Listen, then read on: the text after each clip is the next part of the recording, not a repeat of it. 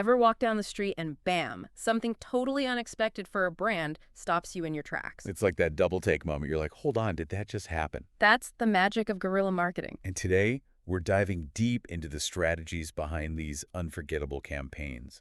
We're talking about the kind of creativity that turns heads on a shoestring budget. It's not just about being clever, though. There's a real method to the madness. So it's not just about those big, splashy, expensive ad campaigns. Not at all. Guerrilla marketing flips the script. How so? Well, think about it. We're bombarded with ads every day.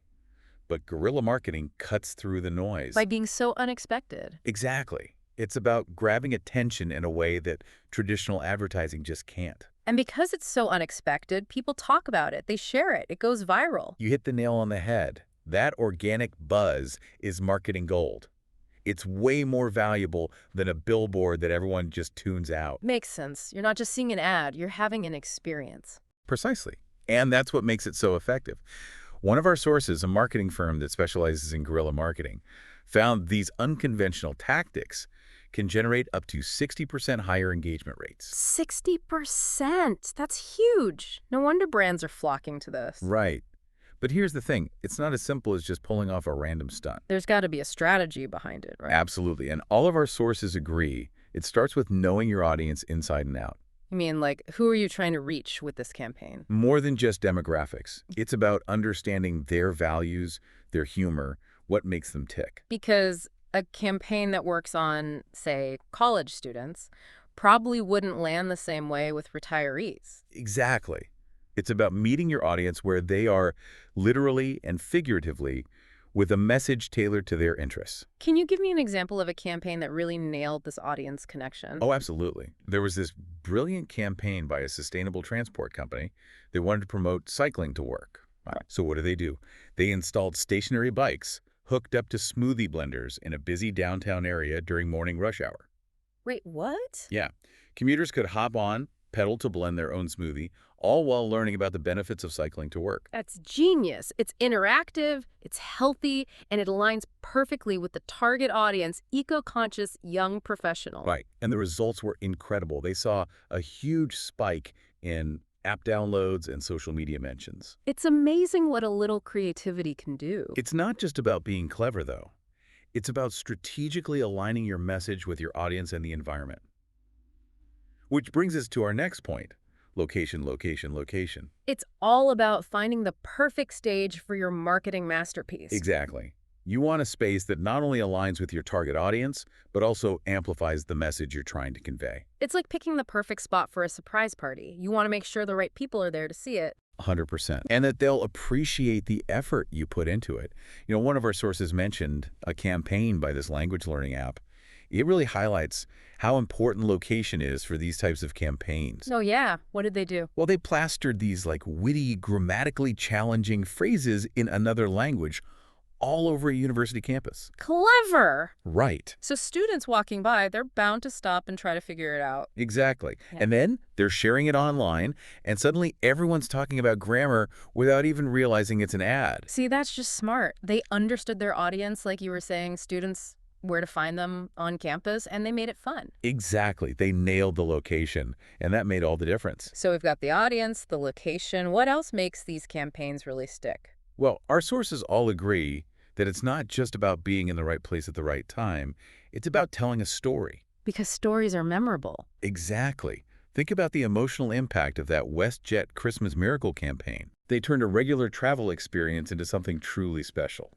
It's the difference between, like, reading a product description and watching a movie about it. 100%. You want your audience to feel something, to connect with your message on an emotional level, and that's where storytelling comes in. Okay, so we've got the audience, the location, the story. Now let's talk tactics. What are some of the creative ways brands are bringing all of this to life? Oh, this is where it gets really fun. Our sources highlighted several different approaches. Let's start with visual spectacles. Visual spectacles. Think eye-catching murals, 3D street art installations that transform public spaces, anything that makes people stop and stare. So you want something that just jumps out at you that you don't expect to see in your everyday life. Exactly. Mm. One of our sources, a behavioral psychologist, said these kinds of unexpected visual disruptions can actually trigger a dopamine release in the brain, making people more likely to remember the experience. It's like finding a hidden gem, something beautiful and surprising in an unexpected place. Exactly. And if that gem subtly ties back to a brand message, you've successfully created a positive association in the viewer's mind. I like it. What else? We've also got flash mobs, Flash mobs, those are always fun. right? High energy, unexpected, and perfect for social media. Because everyone wants to be in the loop, right? Like, oh, I wish I'd been there for that. Exactly. FOMO is real, my friend, and it's a powerful marketing tool. So flash mobs tap into that fear of missing out and turn a brand message into an event. Exactly. And speaking of events, we can't forget about interactive installations.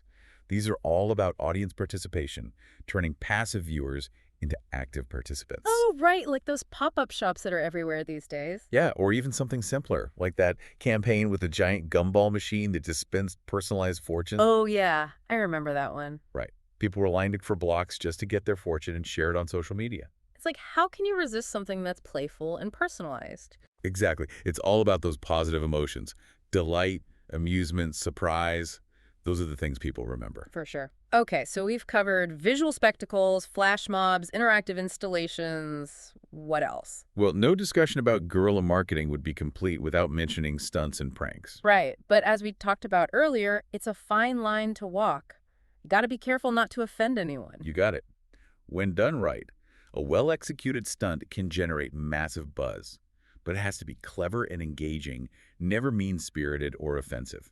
Can you give me an example of a brand that pulled off a stunt really well? Oh, for sure. Hmm. There was that coffee company, remember? Sure. They planted actors disguised as sleepy commuters on a subway car. Okay. And as the train pulls into the station, hidden speakers start blaring an alarm clock sound. The actors wake up and start handing out free coffee to the other passengers. Oh my gosh, I would have been so startled, but that's Right.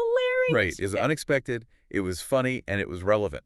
Everyone needs coffee on their morning commute. Exactly. And it got people talking about the brand. Hmm. Okay, so these examples are all really creative and inspiring, but they also highlight how important it is to get guerrilla marketing right. For sure. There's definitely an art to it. So let's shift gears a bit and look at some real-world success stories, campaigns that nailed the execution and got incredible results. So let's jump into those campaigns that really stand out. Okay, so one that I always think about is that Razor Company campaign.